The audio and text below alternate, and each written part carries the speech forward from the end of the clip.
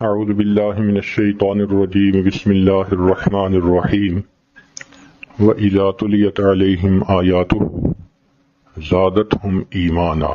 اکثر لوگ پریشان ہوتے ہیں بزنس کی وجہ سے، خرچے کی تنگی کی وجہ سے، قرض کی وجہ سے، تو مائیں اس پریشانی میں بچوں پہ توجہ بھی نہیں دے پاتی۔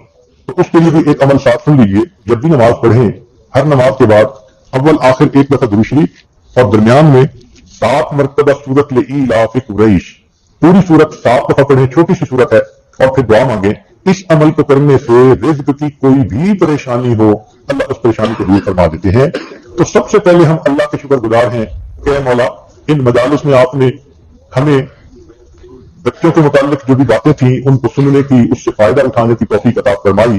ہم آپ کا شکر ادا کرتے ہیں، آپ نے دین سے نوازا، ہدایت عطا فرمائی، اولاد عطا فرمائی، صحت دی، عزت دی، اور ہماری ان مجالس میں ہر چیز اپنے موقع پہ ٹھیک رہی۔ تو سب سے پہلے ہم پروردگار عالم کا شکر ادا کرتے ہیں۔ پھر اس کے بعد ہم نبی علیہ السلام کا شکر ادا کرتے ہیں، اس لیے کہ ان کی جو احادیث کے نکات تھے ان کو جب ہم نے دیکھا تو واقعی میڈیکل ریسرچ نے لاکھوں ڈالر نہیں ملین ڈالر خرچ کرنے کے بعد جو نتیجے نکالے وہ اللہ کے محبوب صلی اللہ علیہ وسلم نے پہلے ہی حدیث میں بتا دیے تھے۔